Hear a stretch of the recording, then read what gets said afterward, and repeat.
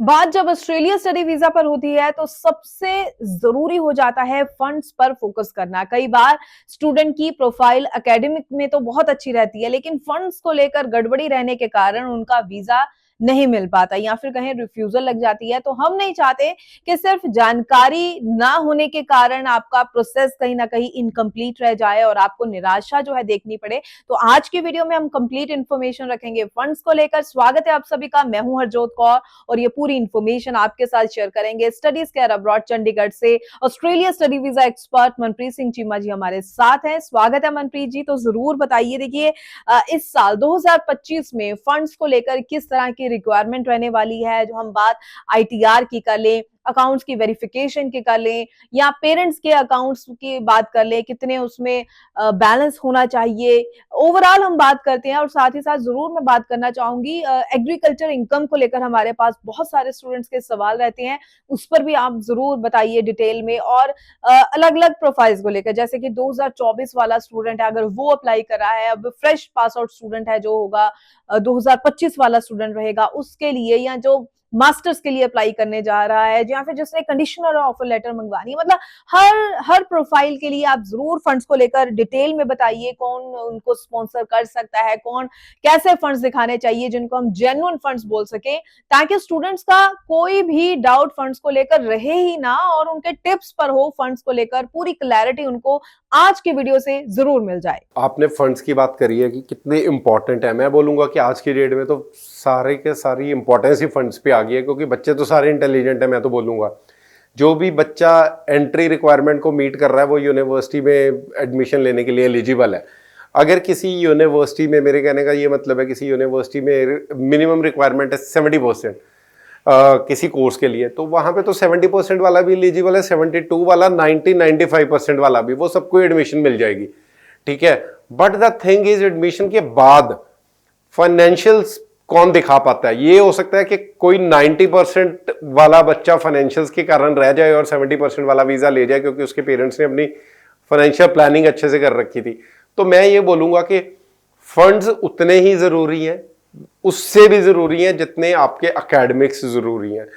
तो आपने जैसे बात करी कि कितने फंड्स चाहिए बैचलर्स मास्टर्स के लिए, तो सर देखो, एक साल की फीस और एक साल का living expenses, one time travel income plus करके मल्टीप्लाई करके ही जो डॉलर रेट है हम उसके एक्सपेंसेस निकालते हैं। तो चाहे बच्चा मास्टर्स में जा रहा है चाहे बैचलर्स में, उसकी फाइनेंशियल उसको जो फंडिंग है वो उतनी ही दिखानी है, 35 से 40 लाख के आसपास। और जो आईटीआर्स हैं, चाहे बैचलर्स है चाहे मास्टर्स है, वो 12 से 15 लाख के बीच होनी चाहिए। और एक ही स्पॉन्सर, हम तो यही बोलेंगे कि एक ही स्पॉन्सर आप ऐड कीजिए। मान लो आपके पेरेंट्स की 12 लाख की इनकम है तो साथ में ग्रैंड पेरेंट्स को ऐड कर लीजिए 3-4 लाख अगर उनकी इनकम है, या किसी और को, but more than one sponsor आप मत ऐड कीजिए। हाँ, अगर आपके दादा दादी या फादर मदर है उसके बाद आप एक स्पॉन्सर ऐड कर सकते हो, क्योंकि ये सारे जहाँ रियल ब्रदर सिस्टर दिखा रहे हैं तो ये सारे फर्स्ट ब्लड रिलेटिव भी होते हैं, तो इनके अलावा हम एक बंदा ऐड कर सकते हैं। तो फंड्स मैंने बता दिया कि चाहे मास्टर्स में जा रहे हो चाहे बैचलर्स में जा रहे हो, आपको 35 से 40 लाख के बीच में चाहिए। आईटीएस 12 से 15 लाख चाहिए। और फंड्स दिखा कैसे सकते हैं वो हम हर बार यही चीज़ डिस्कस करते हैं, तो उसके बहुत चीज़ें हैं उसको दिखाने की, फाइनेंशियल्स को कि हम कैसे दिखा सकते हैं। आप अपनी सेविंग्स दिखा सकते हो, पुरानी एफडीज दिखा सकते हो। आप अगर एफडीज रीसेंट है या सेविंग रीसेंट है तो उसका सोर्स दिखाना पड़ता है कि वो पैसा आया कहाँ से था। आप एजुकेशन लोन ले सकते हो, लोग अगेंस्ट प्रॉपर्टी ले सकते हो। तो बहुत सी चीज़ें हैं जिनके सोर्स से आप अपने फाइनेंशियल्स को शो कर सकते हो हाई कमीशन में। बाकी आईटीआर तो मैंने बता ही दिया कि 12 से 15 लाख के आसपास चाहिए। यस, अगर कोई एग्रीकल्चरिस्ट है तो उसको अपनी एग्रीकल्चर इनकम को दिखाने के लिए आप तहसीलदार का सर्टिफिकेट दिखाइए ऑनलाइन वाला, अपने जे फॉर्म्स दिखाइए ऑनलाइन वाले। बिजनेसमैन है तो बिजनेस को रजिस्टर्ड दिखाइए, जीएसटी नंबर एमएसएमई में पुराना रजिस्टर्ड है, करंट अकाउंट स्टेटमेंट है। तो ये छोटी छोटी चीज़ें हैं जिनसे आप अपने फाइनेंशियल्स को और स्ट्रॉन्ग कर सकते हैं और वीज़ा ले सकते हैं कमीशन से। अब तो सारी यूनिवर्सिटीज़ ने ऑलमोस्ट एग्रीकल्चर इनकम लेनी शुरू कर दी है, बिकॉज उनको पता लग गया कि हाई कमीशन जब वीज़ा दे रहा है तो हम किस बात के लिए अड़ रहे हैं। देखो, हमेशा यूनिवर्सिटी मना करेगी ये सोच के कि इसको वीज़ा शायद ना मिले। मान लो मैं ए यूनिवर्सिटी हूँ, मैं बोल रहा हूँ जी एग्रीकल्चर इनकम मैं नहीं लूंगा, लेकिन आप एक बी यूनिवर्सिटी हो, आपने एग्रीकल्चर इनकम ली, आपने 100 केस हाई कमीशन ने लगा दिए, हाई कमीशन में आपको 90 वीज़ाज मिल गए, तो मेरे को तो ये लगेगा ना कि यार मैंने ये चांस मिस कर दिया कि हाई कमीशन तो वीजा दे ही रहा था और बच्चे पढ़ भी रहे हैं वहां पे जाके। तो हमारे जिस रीजन में हम बैठे हैं, पंजाब, हरियाणा, हिमाचल जिसको हम बोलते हैं, तो यहाँ पे तो वैसे ही एग्रीकल्चरिस्ट है हर सेकंड बंदा। अगर कोई जॉब भी कर रहा है फिर भी उनकी जमीन है, तो ऐसा नहीं है कि उस बच्चे का वीजा ही नहीं आएगा, ठीक है।